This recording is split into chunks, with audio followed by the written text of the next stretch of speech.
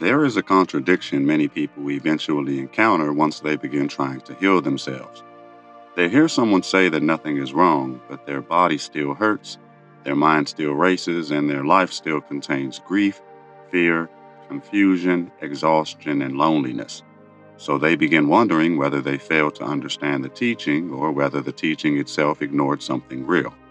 This confusion becomes even stronger when people try to force themselves into peace before they have actually processed what they are carrying. You may notice that some people become very skilled at sounding calm while internally becoming more disconnected from themselves.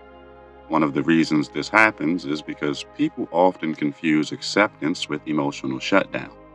Acceptance does not mean pretending pain is unreal. It does not mean convincing yourself that suffering feels good. It does not mean smiling through experiences that are clearly difficult. Real acceptance simply means reality is being acknowledged instead of resisted. That may sound small at first, but the difference between acknowledgement and resistance changes the entire internal experience of a human being. You can see this mechanism clearly in ordinary life. A person loses someone they love, and grief appears naturally because attachment, memory, and care were real. But very often another layer forms on top of the grief. They begin fighting the fact that grief exists at all. They judge themselves for hurting. They feel guilty for not being spiritually advanced enough to remain untouched. The original pain may have been unavoidable, but the secondary suffering grows from resistance against what already happened. This is why some people become more exhausted after trying to spiritually improve themselves. They are no longer only carrying life, they are carrying a constant internal performance. Every emotion becomes something they must immediately reinterpret, fix, transcend, or sanitize. They stop listening to themselves honestly because honesty feels dangerous to the identity they are trying to maintain.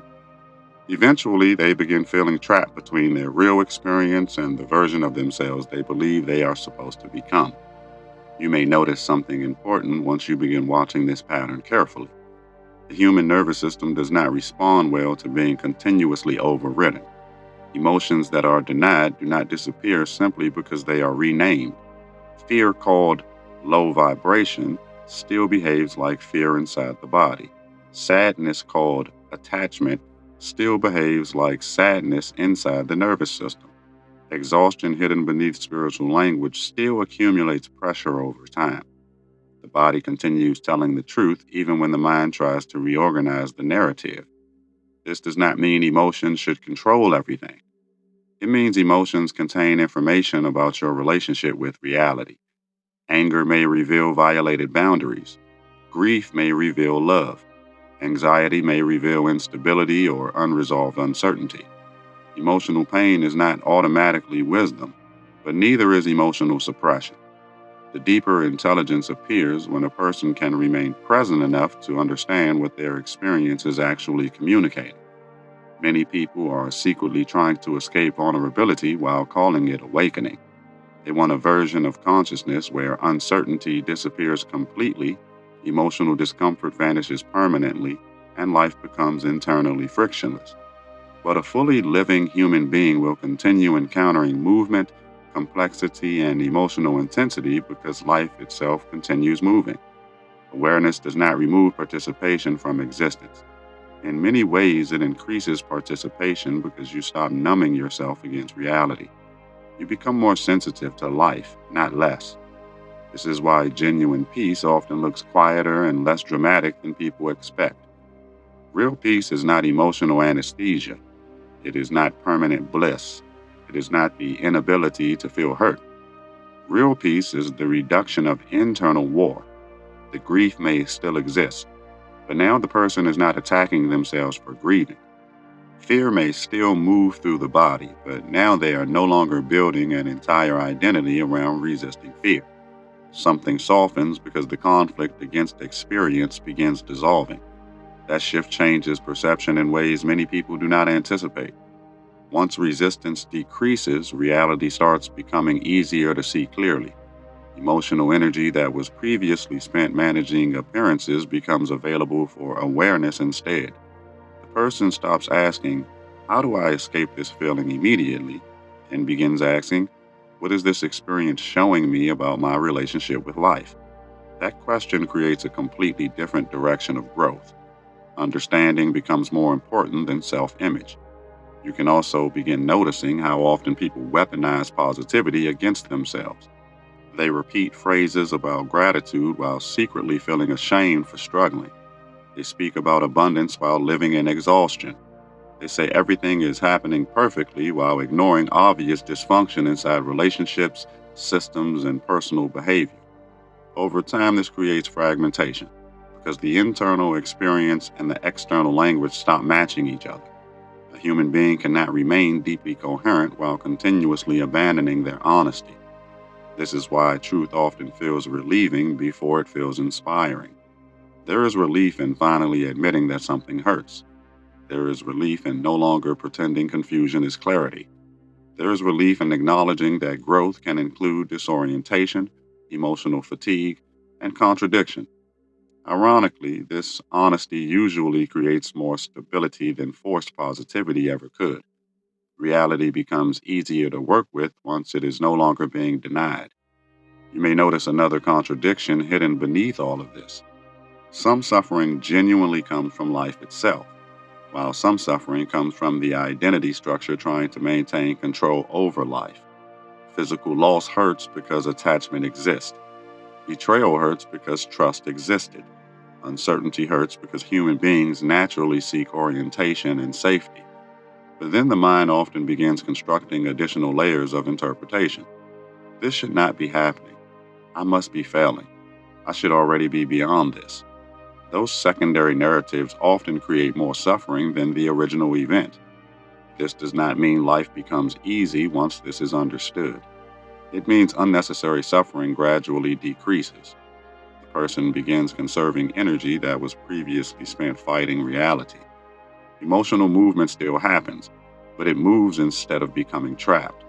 Pain still appears, but identity no longer hardens around it as completely. A difficult experience becomes something being lived rather than something permanently defining the self. That difference changes the entire trajectory of healing. You can even observe this in ordinary conversations. Someone who is internally at war with themselves often speaks in extremes. Everything must either be terrible or transcendent, hopeless or enlightened, broken or perfect. But someone becoming more internally integrated can hold complexity without collapsing under it. They can say, "This hurts deeply and I am still here." They can acknowledge pain without turning pain into absolute meaning. That is a far more grounded form of strength than emotional denial. What many people call awakening is sometimes just conceptual rearrangement.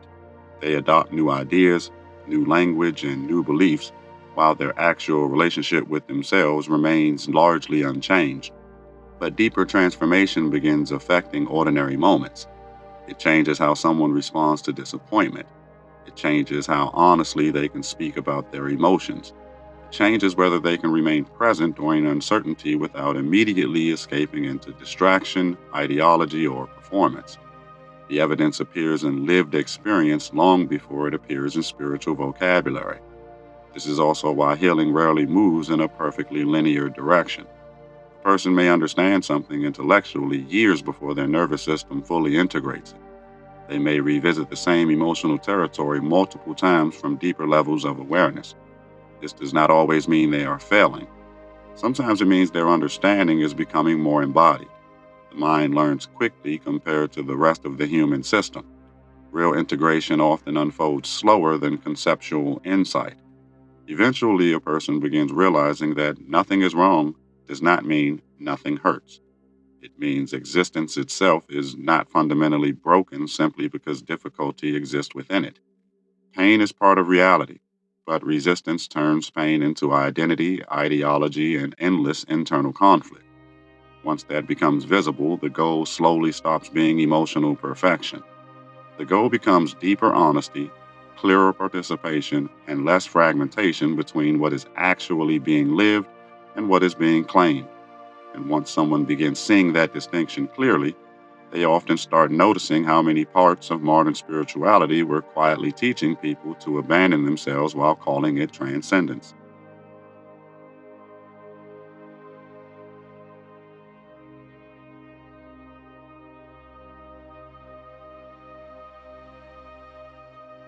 People often imagine that once they stop resisting themselves, life will immediately become gentle. But one of the first things that actually happens is increased visibility. Patterns that were previously hidden beneath distraction begin surfacing into awareness. Emotional habits become easier to recognize. Relationship dynamics that once felt normal begin revealing deeper imbalance. This can feel uncomfortable because clarity does not only illuminate beauty, it also illuminates everything that was quietly being tolerated. You may notice this in the way people react once they stop constantly numbing themselves. Silence becomes louder, exhaustion becomes more obvious, loneliness becomes more visible. Not because these things suddenly appeared, but because awareness is no longer being continuously interrupted. Many people mistake this stage for regression when it is actually the beginning of honest contact with reality. The nervous system is finally reporting information that had been suppressed beneath momentum and performance. This is one reason awakening can initially feel heavier before it feels freeing. The human mind prefers certainty, even unhealthy certainty, because predictability creates temporary stability. But deeper honesty destabilizes artificial structures. A person may suddenly realize that much of their identity was organized around approval, avoidance, fear, or survival adaptation. That realization can feel painful because the old structure once provided orientation, even if it also created suffering. Losing false stability still feels like loss to the nervous system. You can see this mechanism clearly in relationships. Someone begins becoming more honest with themselves, and suddenly conversations that once felt easy now feel draining or performative. Certain friendships begin revolving around roles instead of real connection. Some relationships depended on emotional suppression remaining intact. Once authenticity increases, the structure begins straining because the previous balance was built around mutual avoidance rather than genuine presence. Awareness changes interaction even before words change. This does not mean everyone must immediately abandon their entire life once they begin growing. That reaction often comes from emotional urgency rather than grounded clarity. But it does mean a person gradually becomes less capable of pretending not to notice what they already see. Consciousness changes tolerance thresholds. Behaviors once normalized begin feeling internally expensive. Certain environments begin creating friction inside the body long before the mind fully explains why. The system starts protecting coherence more carefully. Many people attempt to solve this discomfort by returning to old distractions. They overconsume information, entertainment, substances, relationships, or spiritual stimulation because stillness keeps revealing unresolved tension. But unresolved tension does not disappear through avoidance. It simply waits beneath the surface while energy continues draining into management strategies. This is why some people remain constantly busy yet internally exhausted. Movement became a way to avoid contact with themselves. You may notice something else once this becomes visible. The modern world rewards fragmentation more than coherence.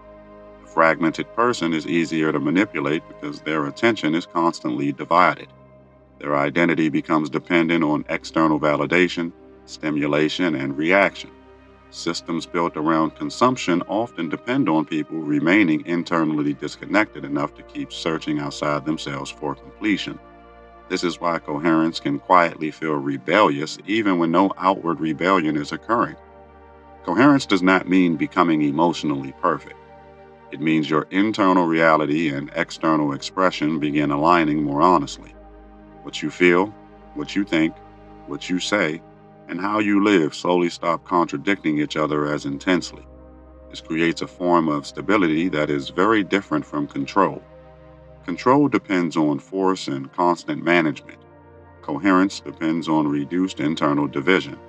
One consumes enormous energy while the other gradually restores energy. That restoration changes how people experience ordinary life. Small moments become more noticeable because attention is no longer entirely trapped inside internal conflict. Conversations become clearer because projection decreases. Decisions become easier because a person is no longer negotiating between multiple false identities simultaneously. Even intuition becomes easier to recognize because noise decreases. Much of what people call intuition is simply clarity emerging once distortion quiets enough to hear oneself accurately. This also changes the way suffering is interpreted. Earlier in life, many people unconsciously organize themselves around the belief that pain means something has gone fundamentally wrong. But eventually, another perspective begins forming. Pain may still hurt deeply, but it is no longer automatically interpreted as proof of failure or cosmic punishment. Sometimes pain is revealing misalignment. Sometimes it is exposing attachment. Sometimes it is simply the natural emotional response to meaningful experience. Not all discomfort carries the same message. You may notice that mature awareness becomes less reactive and more observant over time. A person stops needing immediate conclusions about every emotional state. They become capable of sitting with uncertainty without instantly collapsing into panic, ideology, or self condemnation. This creates psychological space. And within that space, understanding begins deepening naturally. Clarity often arrives more reliably through observation than through force. One of the deeper contradictions is that many people spend years trying to escape themselves while believing they are trying to find themselves. They continuously search for the perfect teaching, perfect relationship, perfect environment, or perfect future version of themselves that will finally remove inner discomfort. But the unresolved self travels into every new situation. Different scenery does not automatically create different consciousness. Eventually, the person realizes that avoidance disguised itself as seeking for a very long time. That realization can initially feel humbling. The mind often wants transformation to happen dramatically and all at once. It wants a final breakthrough that permanently resolves complexity. But real growth usually behaves more organically than that. Understanding deepens in layers. Old reactions slowly lose strength through repeated awareness. Emotional patterns become easier to interrupt because they are recognized earlier. Integration often looks less like explosion and more like gradual reorganization. This is why genuine healing frequently appears ordinary from the outside. A person pauses before reacting instead of escalating. They speak honestly instead of performing. They rest before collapse instead of after collapse. They stop forcing relationships that continuously damage their nervous system. They become more careful about what enters their attention because they understand attention shapes internal reality over time. Small changes repeated consistently begin restructuring an entire life. You may also notice that once someone becomes more internally coherent, they become less interested in superiority. The need to appear more awakened than others begins weakening because identity is no longer being built around comparison as intensely. Compassion increases naturally because they recognize how much unconscious fear and conditioning shapes human behavior. This does not mean abandoning discernment. It simply means understanding that most people are carrying internal conflict they barely know how to articulate. That understanding changes the way judgment operates. Instead of immediately labeling people as weak, asleep, toxic, or broken, a deeper question begins emerging. What pain, fear, conditioning, or fragmentation is generating this behavior? This perspective does not excuse harm, but it changes how reality is interpreted. Observation becomes more important than condemnation. Understanding becomes more useful than superiority. And strangely enough, this often creates stronger boundaries rather than weaker ones because clarity replaces emotional reactivity. Eventually, a person begins realizing that coherence is not a destination reached once and permanently maintained forever. Life continues moving. New situations continue revealing unseen layers of identity. Relationships continue exposing attachment and expectation. The world continues testing whether understanding is actually embodied or merely conceptual. Growth remains alive because reality itself remains alive. And once someone begins understanding that movement properly, they often stop asking how to permanently escape contradiction and begin asking how to remain honest inside it.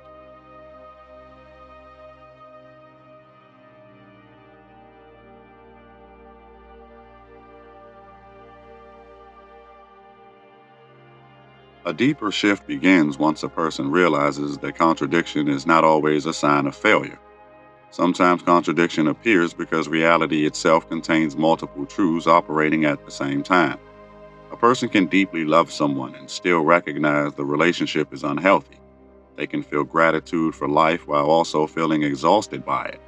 They can understand spiritual principles while still struggling emotionally inside ordinary human experience. The mind wants these realities to cancel each other out, but lived experience rarely behaves that cleanly. Many forms of suffering intensify because people believe they must choose one emotional reality and reject the others. They think feeling fear means they lost courage. They think feeling grief means they lost wisdom. They think feeling uncertainty means they lost alignment. But human consciousness is layered. Different parts of the system process reality at different speeds.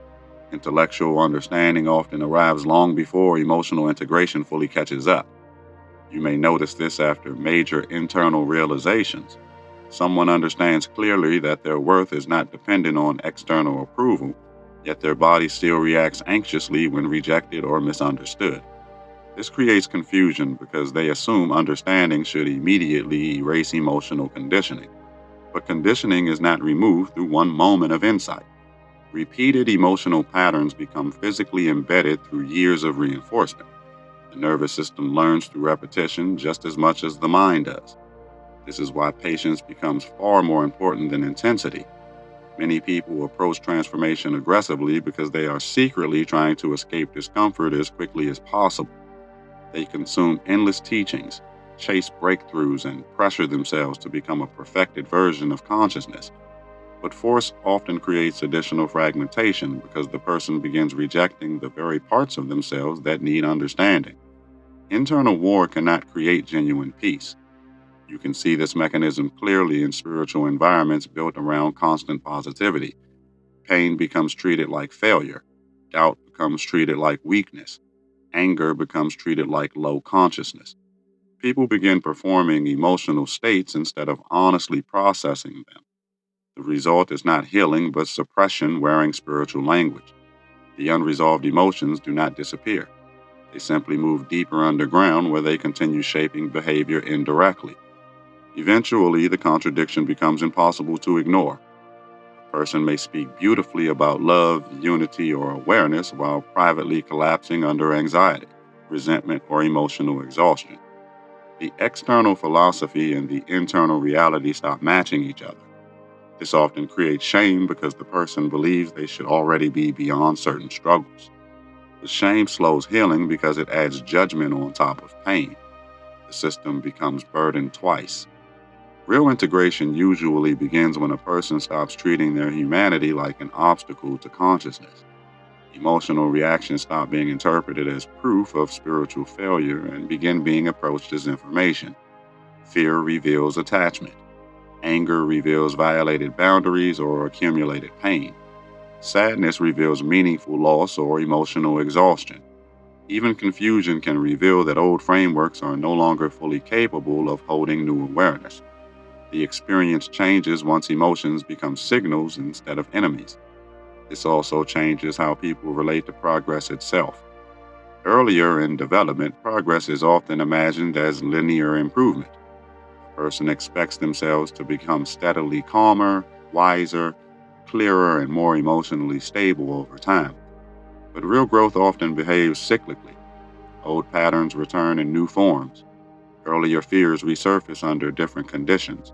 Situations repeat because consciousness is now capable of seeing deeper layers within the same core structure. The repetition is not always regression. You may notice this especially after periods of major clarity. A person experiences profound understanding, emotional openness, or inner peace, then suddenly finds themselves triggered again by something they thought they had already healed. The mind often interprets this as collapse, but many times the system is revisiting the same territory from a deeper level of awareness. Earlier versions of the wound were understood intellectually. Now the emotional roots are surfacing more directly. The cycle returns because the depth increased. This perspective changes the way difficulty is experienced. Instead of asking why certain patterns keep appearing, a deeper question begins forming. What is this pattern continuing to reveal about identity, attachment, fear, or expectation? That shift matters because observation creates movement while self condemnation usually creates paralysis. The person becomes curious rather than defeated. Awareness stops collapsing every uncomfortable experience into a narrative of failure. The contradiction of human life becomes even more visible once someone realizes that awareness itself does not remove uncertainty. Many people secretly hope awakening will produce permanent certainty about relationships, purpose, identity, or the future. But deeper consciousness often increases awareness of complexity rather than reducing it. Simpler answers stop satisfying the mind because more variables become visible. The person begins realizing how much of life must be lived through responsiveness rather than absolute certainty. That realization can initially feel destabilizing because control becomes harder to maintain. The ego prefers fixed conclusions because fixed conclusions create psychological predictability. But reality keeps moving. People evolve. Circumstances shift. Emotional needs change. New information appears. Consciousness matures through interaction with movement, not through freezing life into permanent definitions. Stability built on rigidity eventually fractures because life itself refuses to remain static. You may begin noticing how often suffering comes from demanding permanence from temporary conditions. People want emotions to stay pleasant forever. They want relationships to remain unchanged forever. They want clarity to remain uninterrupted forever. They want identity to remain stable forever. But experience itself is dynamic. Everything living continues moving, adapting, aging, unfolding, dissolving, and reorganizing. Resistance to this movement creates enormous psychological strain. This does not mean detaching from life emotionally or pretending nothing matters. In fact, the opposite often happens.